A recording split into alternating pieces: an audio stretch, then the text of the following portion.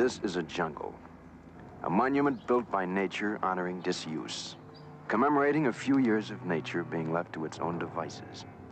But it's another kind of jungle, the kind that comes in the aftermath of man's battles against himself. Hardly an important battle, not a Gettysburg or a Marne or an Iwo Jima, more like one insignificant corner patch in the crazy quilt of combat. But it was enough to end the existence of this little city. It's been 5 years since a human being walked these streets. This is the first day of the 6th year, as man used to measure time.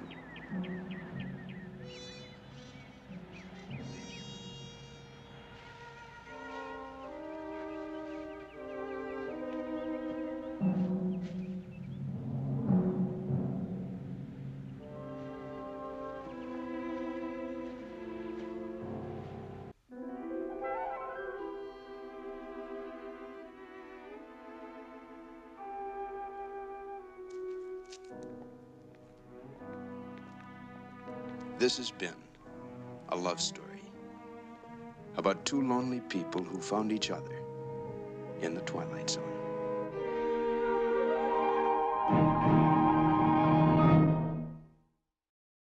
Rod Serling, creator of The Twilight Zone, will tell you about next week's story after this word from our alternate sponsor. And now, Mr. Serling. Literature is studded with stories of ghost ships and skeleton galleons.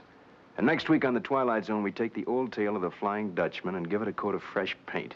This time, the haunted ship is an aircraft.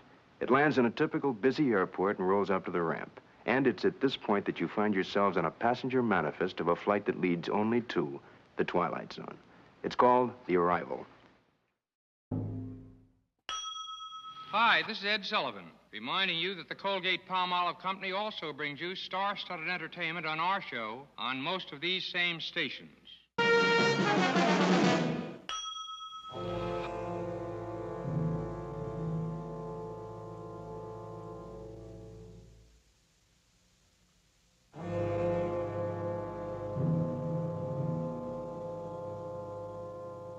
This object, should any of you have lived underground for the better parts of your lives and never had occasion to look toward the sky, is an airplane. Its official designation, a DC-3. We offer this rather obvious comment because this particular airplane, the one you're looking at, is a freak. Now, most airplanes take off and land as per schedule. On rare occasions, they crash. But all airplanes can be counted on doing one or the other. Now, yesterday morning, this particular airplane ceased to be just a commercial carrier. As of its arrival, it became an enigma.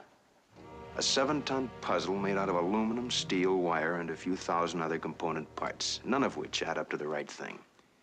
In just a moment, we're going to show you the tail end of its history. We're going to give you 90% of the jigsaw pieces, and you and Mr. Sheckley here of the Federal Aviation Agency will assume the problem of putting them together, along with finding the missing pieces. This we offer as an evening's hobby, a little extracurricular diversion, which is really the national pastime in the Twilight Zone.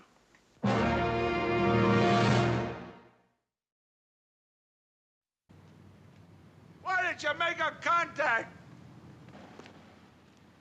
Why didn't you? Why didn't you ever tell anyone what happened to you?